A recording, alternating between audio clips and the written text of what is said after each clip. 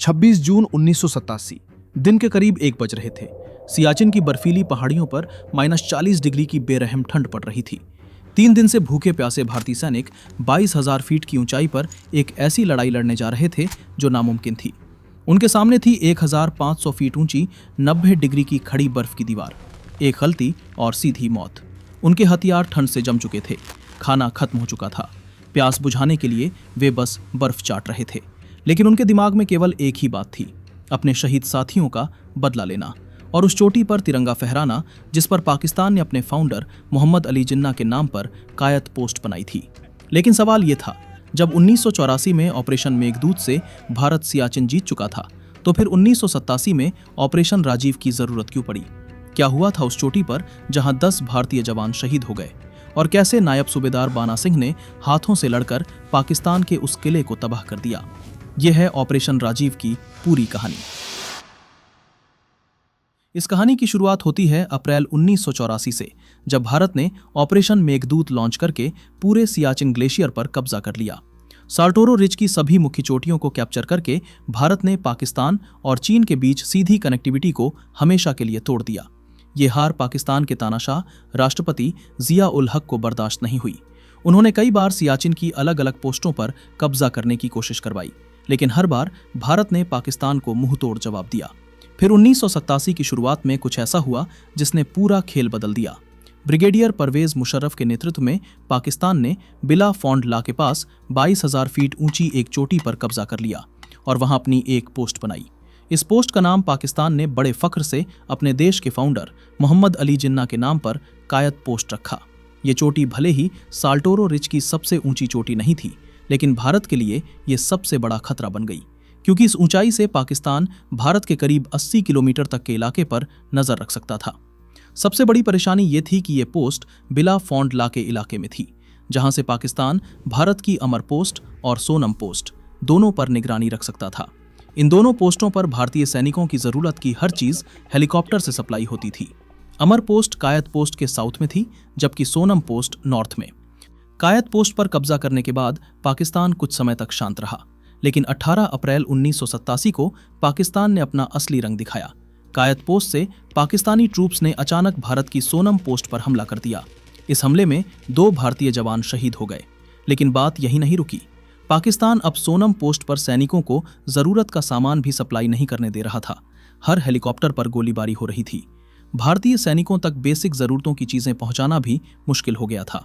ये सब देखकर इंडियन आर्मी ने ठान लिया कि अब पाकिस्तान को किसी भी हालत में कायद पोस्ट से हटाना ही होगा। लेकिन यह आसान नहीं था।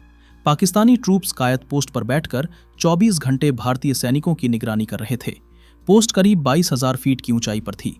इसकी तीनों तरफ करीब 400 मीटर ऊंची बर्फ की दीवारें थीं, यानी इस पोस्ट तक पहुंचने के लिए 80 से 90 डिग्री की खड़ी बर्फ की दीवार चढ़नी पड़ती थी। इस चढ़ाई के दौरान पाकिस्तान आराम से ऊपर से भारतीय सैनिकों पर हमला कर सकता था। दिन में बर्फ के तूफान, रात को विजिबिलिटी 0 और तापमान -40 डिग्री। ये मिशन लगभग सुसाइड मिशन था। लेकिन इंडियन आर्मी हाथ पर हाथ रख कर नहीं बैठ सकती थी।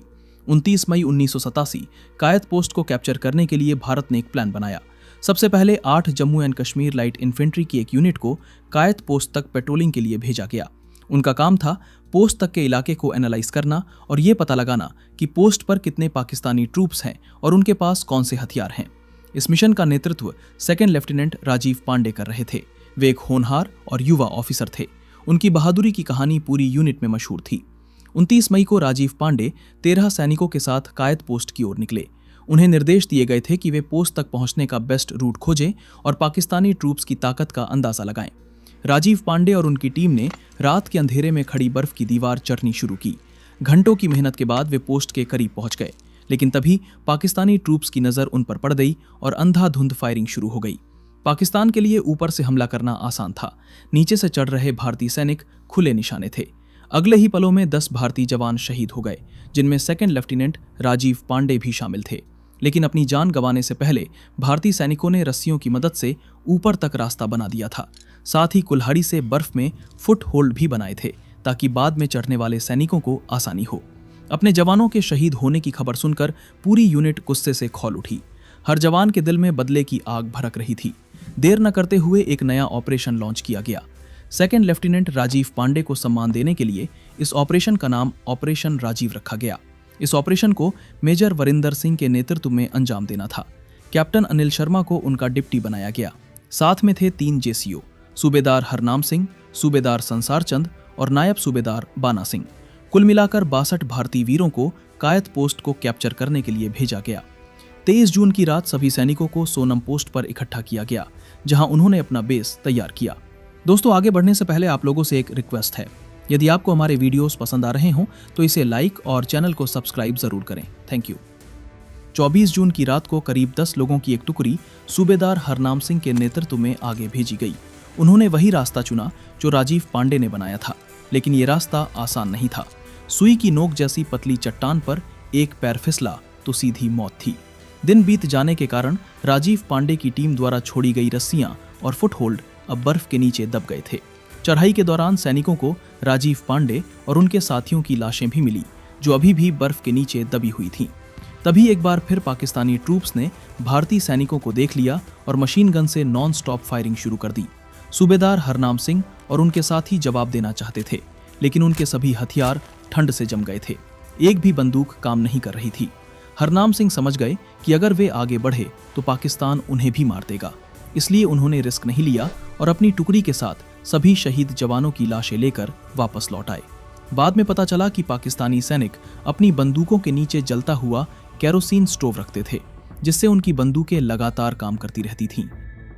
सूबेदार हरनाम सिंह के वापस लौटने के बाद मेजर वरिंदर ने इंतजार नहीं किया। अगले ही दिन 25 जून को सूबेदार संसार चंद एक टुकड़ी लेकर कायद पोस्ट की ओर निकले। उन्हें प्रॉपर कवर फायर दिया गया। सोनम पोस्ट से लगातार कायद पोस्ट पर फायरिंग की गई ताकि संसार चंद और उनके साथी सेफली ऊपर पहुंच जाएं।